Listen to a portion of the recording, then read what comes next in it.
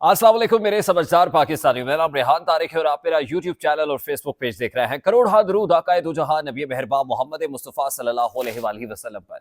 इस दुआ और इस उम्मीद के साथ इस व्लॉग का आगाज करते हैं कि अल्लाह रब्बुल इज्जत इस मुल्क के फैसला साजों के दिलों में समझदार पाकिस्तानियों के लिए नरमी पैदा कर दे। खेल इंतहाई दिलचस्प मरहले में दाखिल हो गया है।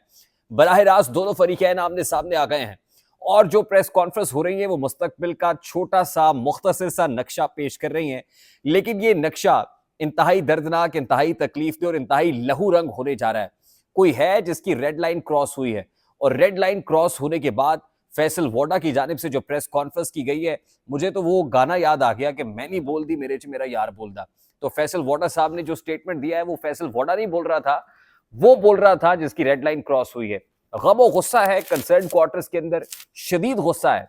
जैसे जैसे बानी पीटीआई साबिक वजीर आजम इमरान खान की रिहाई करीब आ रही है, अदालतों की जानिब से रिलीफ मिल रहा है, फैसले इंसाफ पर मबनी हो रहे हैं, लग ये रहा है कि हुकूमत की बेचैनी भी बढ़ रही है और साथ ही इस्टेब्लिशमेंट के जो सब्र का पैमाना है वो भी लबरेज हो रहा है।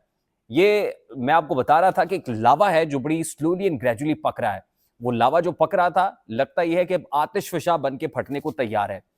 जस्टिस बाबर सत्तार की जानिब से जो किया गया, number one, justice Babar Sattar जब ऑडियो लीक्स में रिमार्क्स दे रहे थे, उसमें आईबी को बुला रहे थे, आईएसआई को बुला रहे थे, उसमें जो इलेक्ट्रॉनिक मीडिया रेगुलेटरी अथॉरिटी के साथ साथ उन्होंने जो पीटीए पाकिस्तान टेलीकम्युनिकेशन अथॉरिटी के जर्नैल साहब को अदालत में बुलाया और कंटेम्प्ट नोटिस सर्व हुए। स्लोली एंड ग्रेजुअली जैसे जैसे बिल्टअप हो रहा था, इस्टेब्लिशमेंट को जस्टिस बाबर सत्तार के इस्लामाबाद हाईकोर्ट के तेवर अच्छे दिखाई नहीं दे रहे थे। उसके बाद जस्टिस बाबर सत्तार ने इस्लामाबाद के ऑफिसर्स को जो मुअत्तल किया, 6 महीने की कैद सुनाई, इस्टेब्लिशमेंट को वो फैसला पसंद नहीं आया। उसके बाद इस्लामाबाद हाई कोर्ट के 6 जजेस ने जो खत लिखा, वो इस्टेब्लिशमेंट को, ये इंटेलिजेंस एजेंसीज को पसंद नहीं आया। उसके बाद गुज़श्ता रोज तो हद ही हो गई कि जस्टिस बाबर सत्तार ने ना सिर्फ ये कि chief justice Islamabad high court को खत लिखा, बल्कि उसके बाद जो कंटेम्प्ट प्रोसीडिंग्स हैं, जस्टिस मोहसिन अख्तर कियानी की सरबराही में उधर बेंच बन गया और इधर जस्टिस मोहसिन अख्तर कियानी के कंटेम्प्ट प्रोसीडिंग्स को इनिशिएट करने के लिए भी एक बेंच बन गया। यानी अब खुद से अदालतें तौहीन अदालत की कार्रवाई शुरू किए हुए हैं। और मैं आपको ये इत्तला दे दूं कि ये टिपिंग पॉइंट है, ये वो टिपिंग पॉइंट है जिसके बाद यानी फैसल वोडा के रास्ते एक बिल वास्ता पैगाम तो पहुंचा दिया गया है, लेकिन बिला वास्ता पैगाम भी अब आसानी से, मतलब ये तो नहीं कि कोई रुका जाएगा लिखत पढ़त रसीद खाते के साथ, नहीं, अब एक्शन के लिए जो ताकतवर हल्के हैं वो तैयार हैं। और ये एक्शन मामूली नहीं है, बल्कि एक्शन ऐसा है कि जिसके अंदर मिसकंडक्ट, जिसके अंदर जबरी तौर पर रुखसती, जिसके अंदर अदालतों से अलहदा करना, जिसमें भल सफाई, जिसमें कुछ जजेस के अगेंस्ट महकमाना कार्रवाई, ये तमाम तर सूरत हाल बड़ी तेजी से होती हुई नजर आ रही है। लेकिन उससे जरा थोड़ी देर पहले रुकिए, उससे पहले एक और मामला भी है।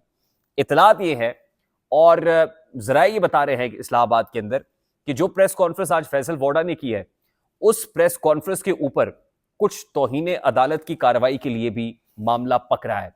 इस हवाले से एक खत लिखा जा रहा है और एक और खत आएगा और उस पर तौहीन जो इंतजामी कमेटी है, जजेस इंतजामी कमेटी, उससे मुतालबा किया जाएगा कि फैसल वोडा ने जो बातें की हैं वो तौहीन अदालत के जुमरे में आती हैं, वो जजेस की तौहीन के जुमरे में आती हैं और उस पर कार्रवाई का मुतालबा किया जाएगा।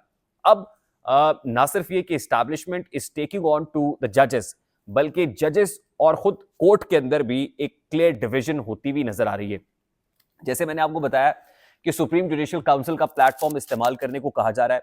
आने वाले दिनों में जो जुडिशियल कमीशन की जो रूल्स की तब्दीली की बाज़ सुनाई दे रही थी, वो अभी मामला थमा, वो सिर्फ इसलिए थमा कि जरा तेल देखो, तेल की धार देखो। लेकिन जैसे ही जस्टिस मोहसिन अख्तर कियानी का मामला था, जस्टिस मोहसिन अख्तर कियानी के मामले पे एक नहीं, दो नहीं, तीन तीन रेफरेंसेज आए। एक मामला सुप्रीम कोर्ट ऑफ पाकिस्तान में पिटीशन की सूरत में चला गया।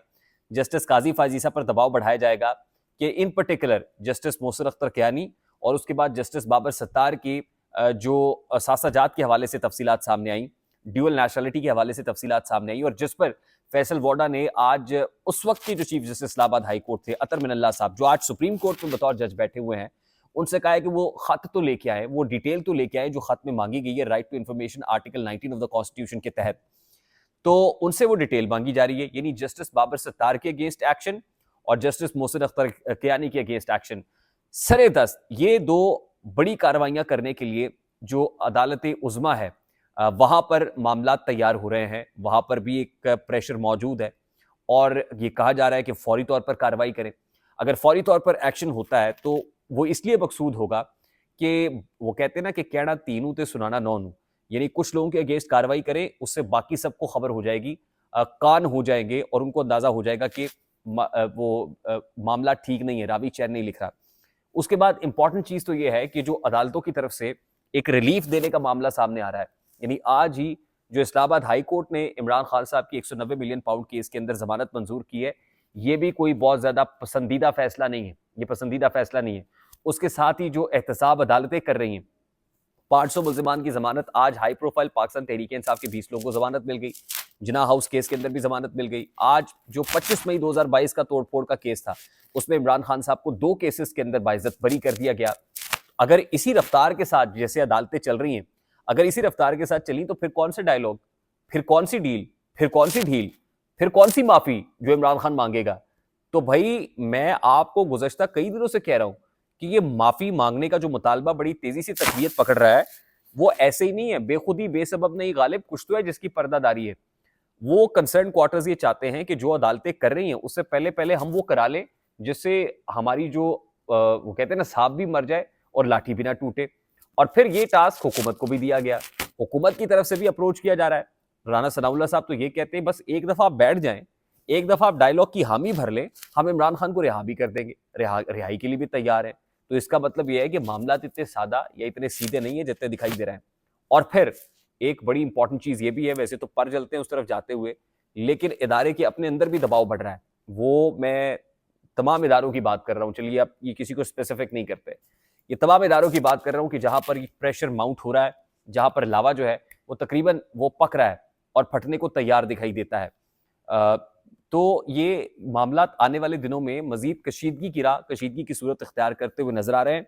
और इस हवाले से एक बड़ी मीटिंग होने जा रही है वफाकी दारुल हुकूमत इस्लामाबाद के अंदर, और वहाँ पे इस्लामाबाद के अंदर भी मैं एक्सक्लूसिव न्यूज़ आपके साथ शेयर कर रहा हूँ कि इस्लामाबाद के अंदर भी टॉप लेवल के अंदर हमारी सुप्रीमो इदारे के अंदर आप यूँ समझ लीजिए कि एक बड़ी तब्दीली बड़ी तेज़ी से आ रही है। वहाँ पर जब ये तब्दीली बनेगी और वो शख्सियत ये चाहती है कि अपने आप को इस कंट्रोवर्सी से निकाल के बाइज्जत जो है वो घर चले जाएं, वो निकलेंगे तो उसके बाद अगला मरहला ये होगा कि वो नहीं तो फिर कौन, उनकी जगह पर कौन। और वो बंदा जिसने बहुत सारी चीज़ों को अभी तक इंटैक्ट रखा हुआ है, अगर वो निकल गए इस सारे मामले से तो फिर बहुत सारे जो पॉलिटिकल स्टेक होल्डर्स हैं जो इस हुकूमत में बैठे हुए हैं, वो भी बड़ी वीक ग्राउंड्स पे होंगे, अपने आप को कमज़ोर महसूस करने लगेंगे। आई होप मैं इशारों किनारों में जो बात कर रहा हूँ और इस्लामाबाद के अंदर आने वाली जो तेज़ी से जो तब्दीली आ रही है उस तरफ इशारा कर रहा हूँ, आप मेरे इशारे को, मेरे थोड़े को ज़्यादा समझेंगे। अगर समझ जाएं तो वीडियो को लाइक और शेयर करना मत भूलिएगा। चैनल पे नए तो चैनल को सब्सक्राइब कर लीजिएगा, बेल आइकन जरूर दबाइएगा। मुझे रेहान तारिक को इजाज़त दीजिए, अपना बहुत सारा ख्याल रखिएगा। अस्सलाम वालेकुम।